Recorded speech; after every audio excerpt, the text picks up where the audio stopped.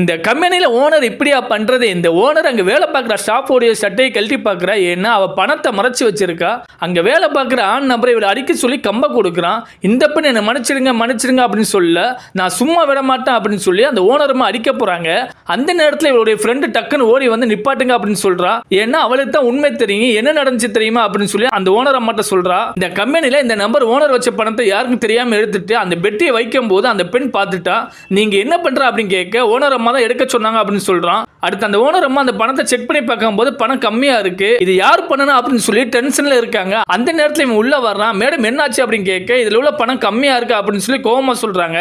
இந்த நபர் சொல்றான், எனக்கு ரெண்டு பேருமே சந்தேகமா இருக்கு அப்படின்னு சொல்லி அந்த பேரை சொல்றான். இந்த மேடம் சொல்றாங்க, யாரா இருந்தாலும் அவ்வளவுதான் அப்படின்னு சொல்லிட்டு அங்க போலீஸ் வர சொல்லி இந்த இரண்டு பேருமே செக் பண்றாங்க.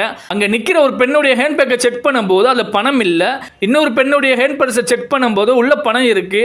அந்த பணத்தை இவ பார்த்துட்டு, நான் பணம் எடுக்கவே இல்லை மேடம்